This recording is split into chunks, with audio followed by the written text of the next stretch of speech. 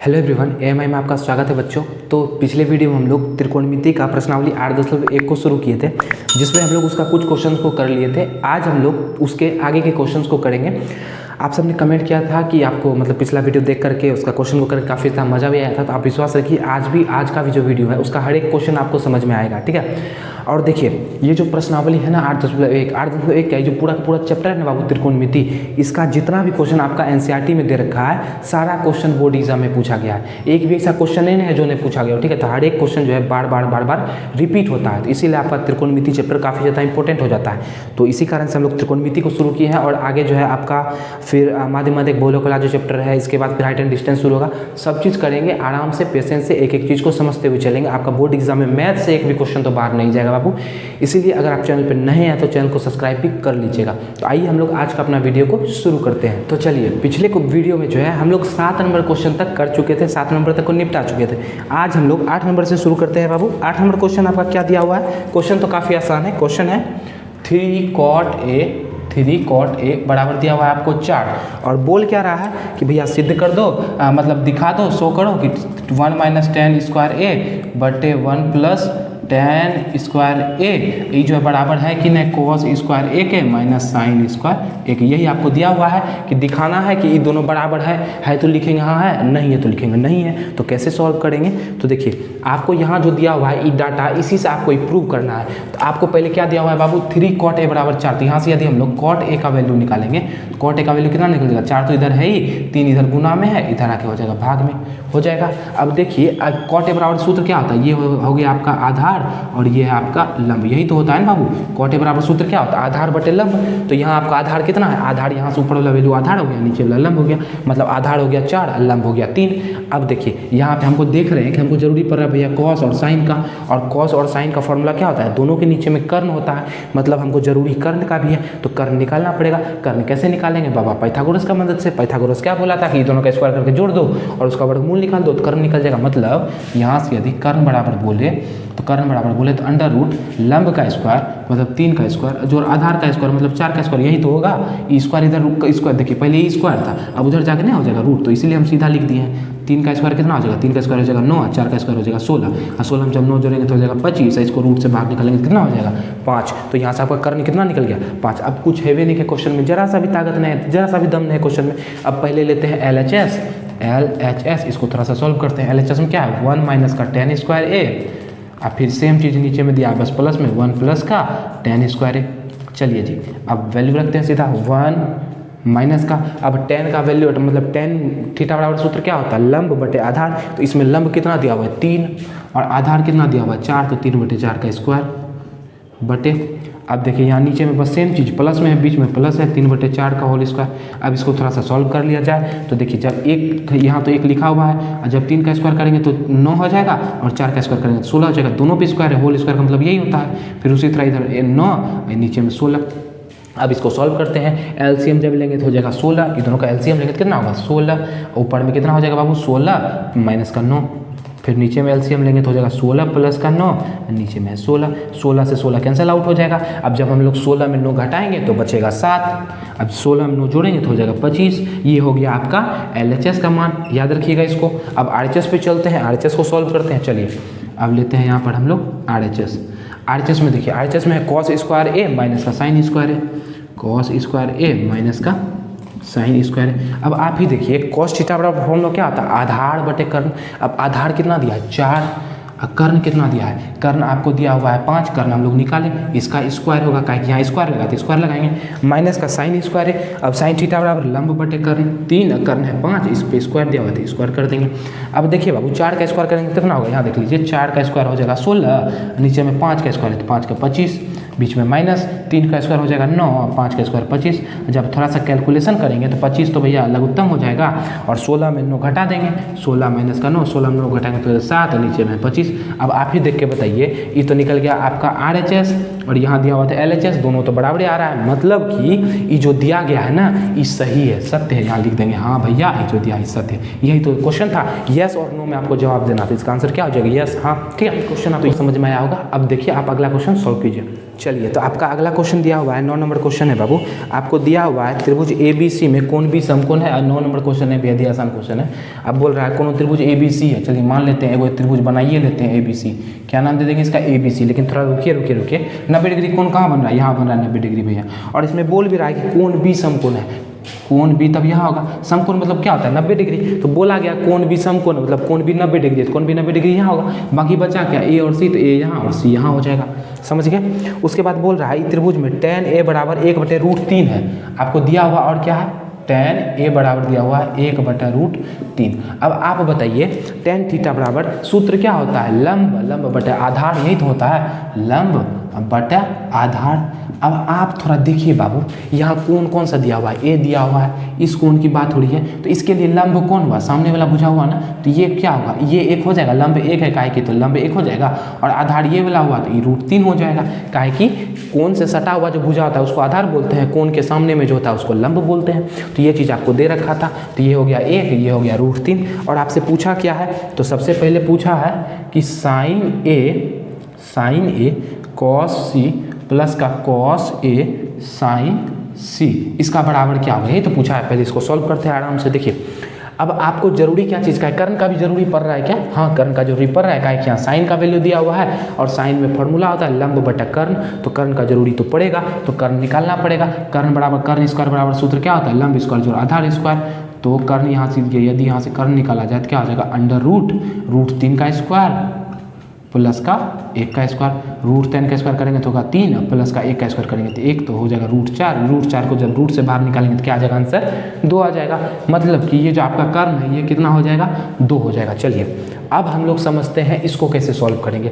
अब देखिए sign A into है, बीच में कुछ नहीं दिया, क्या है बाबू, इंटू है, मतलब गुना में है साइन A। अब यहाँ से यदि हम लोग साइन A का वैल्यू निकालें, साइन A इसके लिए लंब कौन हुआ, 1 हुआ। साइन थीटा बराबर सूत्र क्या होता है, लंब बटा कर्ण, तो साइन A इस कोण के लिए लंब कौन हुआ, 1 बटा कर्ण क्या दिया हुआ है, 2 गुना। अब cos C बोल रहा है, cos C यहाँ हुआ ना बाबू। अब इस कोण का बात हो रहा है, देखिए cos C लिखा हुआ है, यहाँ C लिखा हुआ है, मतलब इस कोण का बात हो रहा है। cos थीटा बराबर सूत्र क्या होता है, आधार बटे कर्ण, तो इसके लिए आधार कौन हुआ, आधार यही तो हो गया, C के लिए आधार कौन हुआ, 1 हुआ। अब बटे कर्ण कितना दिया हुआ है, 2, फिर यहाँ प्लस में है। अब देखिए cos A, अब इसके लिए, अब ये कोण के लिए बात बोल रहा है, cos A इसके लिए आधार कौन हुआ, √3, कर्ण कौन हुआ, 2, काहे cos थीटा बराबर सूत्र होता है आधार बटे कर्ण, तो cos A के लिए आधार ई हुआ, कर्ण ई हुआ, गुना। अब साइन C मतलब ई वाला कोण का बात हो रहा है, इसके लिए साइन थीटा बराबर क्या होता है, लंब बटे कर्ण, तो इसके लिए लंब कौन हुआ, √3 और कर्ण कौन हुआ, 2। आशा है ये चीज़ आपको समझ में आया होगा, नहीं तो एक बार फिर से थोड़ा सा पीछे करके देख लीजिएगा तो समझ में आ जाएगा। चलिए 1 गुना 1 होता है बाबू, 2 गुना 2 4 होता है, अब प्लस में √3 गुना √3 कितना होगा, 3 हो जाएगा। अब बटे 2 गुना 2 4 होगा। अब जब इसका थोड़ा सा एलसीएम लेंगे तो 4 होगा एलसीएम, यहाँ हो जाएगा 1 जोड़ 3, तो 3 में 1 जोड़ेंगे तो 4 बटे 4, 4 से 4 कटिए जाएगा, तो आंसर इसका कितना आ जाएगा, 1 आ जाएगा।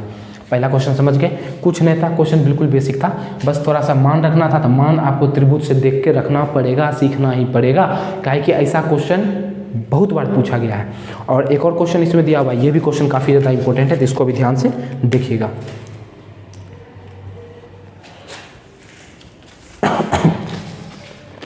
क्वेश्चन है आपका cos A into cos C minus का sin A into sin C।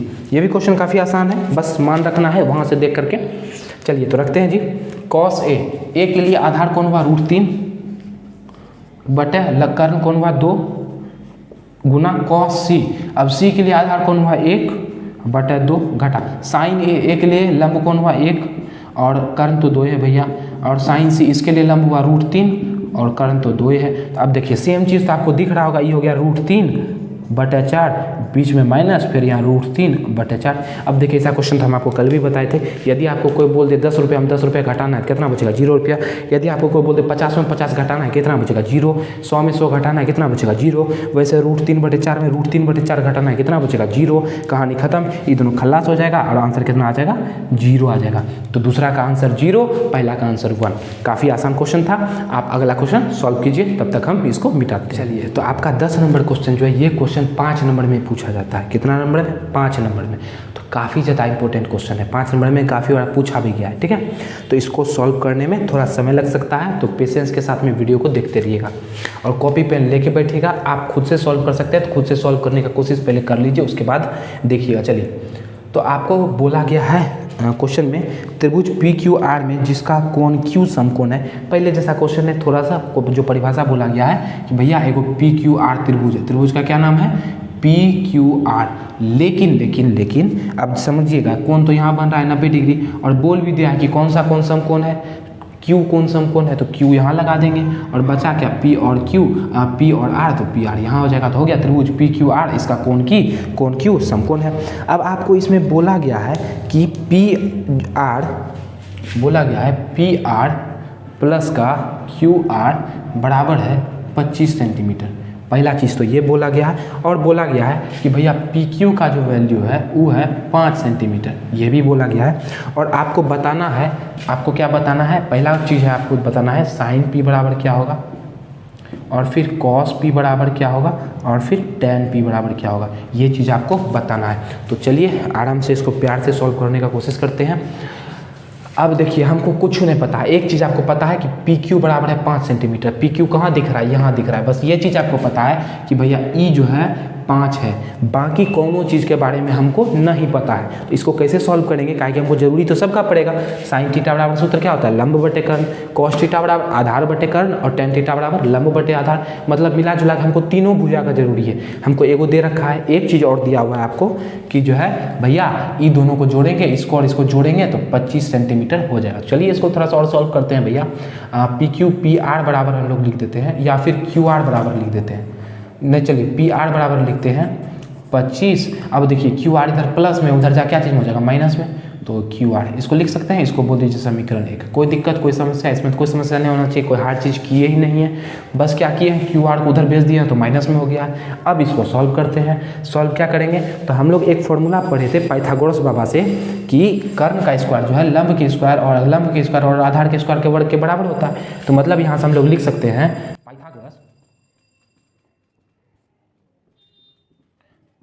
Pythagoras प्रमेय से कर्ण का स्क्वायर, कर्ण क्या है भैया, पी आर है, तो पी आर का स्क्वायर जो होगा वो बराबर होगा पी क्यू के स्क्वायर के, और इसमें यदि क्यू आर का स्क्वायर जोड़ देंगे इसके, ये चीज़ तो हम लोग लिख सकते हैं, इसमें तो कोई दिक्कत नहीं है।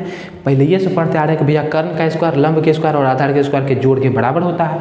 तो कर्ण आपका पी आर था तो पी आर लिख दिए, लंब आपका पी क्यू था तो पी क्यू लिख दिए, और आधार आपका क्यू आर था तो क्यू आर लिख दिए। अब थोड़ा सा सॉल्व करते हैं। देखिए आप यहाँ से पी आर का मान कितना निकाले हैं, 25 माइनस का क्यू आर, तो बस ये पी आर की जगह क्या लिख देंगे, 25 माइनस का क्यू आर, 25 माइनस का क्यू आर। अब देखिए इस पे स्क्वायर भी दिया है तो स्क्वायर भी लगाना पड़ेगा, बराबर यहाँ है पी क्यू का स्क्वायर। अब पी क्यू का वैल्यू हमको पता है कि भैया 5 है, तो यहाँ 5 का स्क्वायर हो जाएगा, प्लस में क्यू आर का वैल्यू नहीं पता है तो क्यू आर का वैल्यू ऐसे रहने देंगे। अब देखिए ये क्या है, ए माइनस बी का होल स्क्वायर। क्या होता है ए माइनस बी का होल स्क्वायर, बच्चा वाला चीज़ है, A square plus B square minus का 2ab। तो करते हैं, ए स्क्वायर मतलब 25 का स्क्वायर प्लस का बी स्क्वायर मतलब क्यू आर का स्क्वायर, माइनस का 2, ए के जगह पे 25 है तो 25, अब बी के जगह पे क्यू आर है तो क्यू आर बराबर 5 का स्क्वायर करेंगे तो इधर हो जाएगा 25, और प्लस का क्यू आर का स्क्वायर है तो क्यू आर का स्क्वायर रहने दीजिए। देखिए बाबू, अब ये क्यू आर इधर प्लस में है, उधर जाके क्या चीज़ में हो जाएगा माइनस में, तो क्यू आर और क्यू आर दोनों आपस में घट जाएगा, खत्म हो जाएगा, तो यहीं काट देते हैं इसको, क्यू आर में क्यू आर खत्म हो गया। ठीक है, चलिए अब 25 का स्क्वायर करेंगे तो कितना हो जाएगा, 625 प्लस का सॉरी, देखिए यहाँ माइनस है ना, तो माइनस लगाएंगे यहाँ, तो ये हो जाएगा माइनस 25 दूना 50, और क्यू आर लगाए तो क्यू आर बराबर इधर कितना, इधर है 25। समझ गए। अब देखिए 625 इधर क्या चीज़ में, अच्छा सॉरी, ये माइनस में इधर आके क्या चीज़ में हो जाएगा प्लस में, और ये 25 इधर कुछ नहीं तो प्लस, इधर आके हो जाएगा माइनस में। तो यहाँ से हो गया 625 प्लस में इधर आकर माइनस में 25 बराबर 50 क्यू आर। यहाँ से यदि हम लोग क्यू आर इसका वैल्यू निकालें, 625 में 25 घटाएंगे तो 600 बराबर हो जाएगा 50 क्यू आर। 5 से 1 कट जाएगा 1 0, 5 से 1 0 0 कट जाएगा, 5 से कट जाएगा 12 12 में। तो यहाँ से यदि हम लोग क्यू आर का वैल्यू देखें तो निकल गया 12। अब देखिए क्यू आर मतलब इसका वैल्यू कितना निकल गया 12। अब देखिए बाबू क्यू आर का वैल्यू कितना निकल गया 12। अब हमको पी आर का वैल्यू चाहिए ना, तो यहाँ से पी आर का वैल्यू नहीं निकल जाएगा। पी आर बराबर क्या है 25, अब माइनस का क्यू आर का वैल्यू 12 निकल गया, मतलब ये कितना हो जाएगा 13 हो जाएगा। तो ये हो गया आपका 13। अब बस फॉर्मूला में क्वेश्चन में कुछ नहीं है, आपको निकालना है साइन पी, तो लिखिए यहाँ पे साइन पी। अब देखिए साइन पी मतलब इस कोण का बात हो रहा है, इसके लिए लंब कोण हुआ, लंब हुआ 12 और कर्ण कोण हुआ, कर्ण तो भैया 13 होगा, एक को करने होता है। उसके बाद कॉस पी बराबर आधार, इसके लिए आधार कोण हुआ 5 और नीचे में तो भैया 13 होगा। और अब इधर आ जाइए टेन पी बराबर क्या होता है लंब बटे आधार, तो पी के लिए लंब कोण हुआ 12 और आधार कोण हुआ 5। तो यही हो गया इसका आंसर। मतलब कि 10 नंबर क्वेश्चन आसान ही था, बस थोड़ा सा लंबा था, इसीलिए इसको 5 नंबर में पूछ देता है। 5 नंबर में पूछता है, इसका मतलब ये नहीं समझिए कि क्वेश्चन हार्ड है, ठीक है। तो एक बार फिर से बताते हैं, आपको समझने का कोशिश कीजिएगा। आपको दिया हुआ था एगो त्रिभुज, बोल रहा था कि पी क्यू आर एगो त्रिभुज है जिसका कोण क्यू समकोण है। समकोण मतलब 90 डिग्री का कोण होता है, तो क्यू को हम बना दिए 90 डिग्री, ठीक है। अब आपको एक डाटा दिया हुआ था कि भैया पी क्यू जो है 5 सेंटीमीटर है, तो पी क्यू को हम 5 सेंटीमीटर लिख दिए। और एक चीज़ दिया हुआ था कि इसको और इसको जोड़ने पर कितना हो जाएगा 25, तो भी लिख दिए। अब यहाँ से हम लोग क्या किए, पी आर ई जो है इसका वैल्यू निकाले। पी आर का वैल्यू कितना निकल गया 25, प्लस में था उधर जाकर -25 माइनस का क्यू आर। पाइथागोरस बाबा एगो प्रमेय देके गया था कि कर्ण का स्क्वायर बराबर लंब का स्क्वायर जोड़ आधार का स्क्वायर। तो इस त्रिभुज के हिसाब से कर्ण क्या होगा पी आर का स्क्वायर बराबर पी क्यू स्क्वायर जोड़ क्यू आर स्क्वायर। अब पी आर की जगह पर हम लोग मान निकाले तो इसका वैल्यू रख दिए। अब इधर पी क्यू का मान 5 था, तो 5 का स्क्वायर, क्यू आर की जगह क्यू आर का स्क्वायर। अब देखिए इसका जब ए माइनस बी का होल स्क्वायर तोड़ेंगे तो मिला जुला कितना होगा, काट पीट करेंगे तो आपका क्यू आर जो है वो 12 निकल जाएगा। और क्यू आर जब 12 निकल गया तो इन दोनों को जोड़ के तो 25 हो रहा था, तो एक 12 है तो दूसरा कितना होगा 13 होगा, तो ये 13 निकल गया। अब sine theta cos theta tan theta आराम से निकाल दिए। क्वेश्चन आसान था, समझ में आया? यदि समझ में आया तो वीडियो को फटाफट से लाइक कर दीजिएगा बाबू। चलिए अगला क्वेश्चन, लास्ट क्वेश्चन है जो सबको नहीं बताता है वो हम आपको बताएंगे। ये क्वेश्चन बेहद ही आसान है, ये जो आपका सत्य असत्य है इसको हम लोग समझते हैं जी। तो सत्य सत्य में आपका पहला क्वेश्चन बोल रहा है कि tan a का मान सदैव 1 से कम होता है। देखिए क्वेश्चन है आपका कि tan a का जो वैल्यू होता है, tan a का वैल्यू सदैव 1 से कम होता है। तो समझिएगा बाबू, कभी ऐसा हुआ है, अच्छा ये जो त्रिभुज है मान लीजिए ऐसा त्रिभुज है बी सी दिया हुआ है, ठीक है, कोण भी समकोण है। आपने निकाला, ये निकला 3 4 और 5, ऐसा तो त्रिभुज बन सकता है, ऐसा त्रिभुज हम लोग पढ़े हैं। तो अब इसमें यदि हम लोग tan a का मान निकालें, tan a का मान तो कितना निकलेगा, tan a बराबर लंब इसके लिए 4 हुआ, नीचे में 3, आधार तो 3 है तो 3 हो गया। जब इससे हम लोग जब 3 से भाग देंगे इसमें तो 1.33 इस तरह से समथिंग आएगा। तो ये हम लोग देख पा रहे हैं कि 1 से बड़ा है। क्वेश्चन में बोल रहा है कि 1 से हरदम में छोटा होता है, तो क्या गलत बोल रहा है ना। जब भी हम लोग tan का मान निकालेंगे भैया छोटा हो भी सकता है, नहीं भी हो सकता है। tan का मान यदि इधर से निकालें तो 3/4 निकलेगा, तब छोटा नहीं होगा 1 से, मतलब तब छोटा होगा 1 से। यदि इधर से निकालें तो बड़ा हो जाएगा 1 से। मतलब कि मिला जुला के बोल सकते हैं कि tan का जो वैल्यू है 1 से छोटा भी हो सकता है, 1 से बड़ा भी हो सकता है। तो ये कोई बात नहीं है कि 1 से छोटे होगा। तो भैया पहला क्वेश्चन पहला जो बोल रहा है ये गलत बोल रहा है, असत्य बोल रहा है। tan a का जो मान है ये 1 से बड़ा भी हो सकता है, ठीक है। तो ये क्वेश्चन तो पहला क्लियर हो गया। दूसरा आपका कोण a के किसी मान के लिए sec a बराबर 12/15 हो सकता है। मतलब sec a बराबर बोल रहा है कि 12/15 नहीं है, 12/5 है। sec a बराबर 12/5 हो सकता है, तो क्यों नहीं हो सकता है। sec a बराबर फॉर्मूला क्या होता है, sec a बराबर फॉर्मूला होता है कर्ण बटे आधार। और यहाँ पे आपको बस ये बताना चाह रहा है कि भैया कर्ण बड़ा है आधार छोटा है, तो कहे नहीं हो सकता है। कर्ण तो हमेशा बड़े होता है, आधार छोटे होता है, तो एकदम हो सकता है। हाँ भैया सही है, ट्रू है। चलिए तीसरा क्वेश्चन पे आप पूछते हैं। तीसरा क्वेश्चन बोल रहा है cos a, ये जो cos a आपको दिया हुआ है a के कोसेकेंट कोसेकेंट के बराबर होता है भैया a के कोसाइन के बराबर रहता है। कोसेकेंट हम लोग सेक को बोलते हैं, किसको बोलते हैं, सेक को बोलते हैं। तो ये कोसेकेंट बोल रहा है तो कोसेकेंट होगा, नहीं होगा। तो भैया देखिए ये जो cos a है ना, a के कोसाइन के बराबर होता है, कोसेकेंट के बराबर नहीं होता है। तो ये तो भैया गलत हो गया। तो चलिए ये क्वेश्चन आपको समझ में आया होगा, ये तो क्या हो गया, असत्य हो गया। चलिए अगला क्वेश्चन बोल रहा है, क्वेश्चन है कॉट और ए का गुणनफल होता है। ये जो कॉट ए होता है, कॉट ए ई कॉट गुना ए होता है क्या, तो नहीं, ऐसा नहीं होता है। ये एंगल इसके साथ में लगा होता है, ऐसा बिल्कुल भी नहीं होता है। कॉट और ए का गुणनफल नहीं होता है बाबू, इसको आप लोग याद रख लीजिएगा। ये क्या हो गया, असत्य हो गया। और 5वां नंबर क्वेश्चन है किसी कोण थीटा के लिए, अब देखिए थीटा के लिए बोल रहा है साइन थीटा बराबर 4/3। अब आप थोड़ा सोच के बताइए साइन थीटा बराबर सूत्र क्या होता है। साइन थीटा बराबर सूत्र होता है कि लंब बट कर्ण, अब आप ही देखिए बाबू, लंब बड़का दे दिया है, कर्ण छोटा दे दिया है, तो कर्ण हरदम बड़ा होता है ना, तो क्या होगा, ई सही होगा, नहीं होगा, काहे कि कर्ण क्या होता है, हमेशा बड़ा होता है, यहाँ लंब बड़ा दे दिया है, तो ये भैया गलत बोल रहा है, तो ये क्या हो जाएगा, असत्य हो जाएगा। तो इस तरह से हम लोग सत्य असत्य पता कर लिए। एक बार और देख लीजिएगा, सत्य असत्य नहीं समझ में आया तो आपको बिल्कुल आसान से समझ में आ जाएगा, कोई भारी चीज़ है भी नहीं किया, ठीक है। तो आज आपका प्रश्नावली 8.1 पूरी तरह से कंप्लीट हो गया।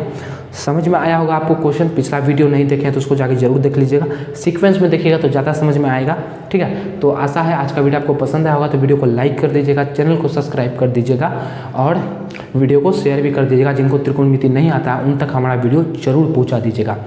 त्रिकोणमिति खत्म होते ही हम लोग हाइट एंड डिस्टेंस पे शुरू कर देंगे, उसको शुरू कर देंगे, काहे कि उससे एक 5 नंबर वाला क्वेश्चन आपका बोर्ड एग्जाम में पूछा जाता है मैथ से, ठीक है। तो मिलेंगे आपसे अगले वीडियो में इसी के प्रश्नावली 8.2 के साथ में। तब तक हंसते रहिए, मुस्कुराते रहिए। जय हिंद, जय भारत।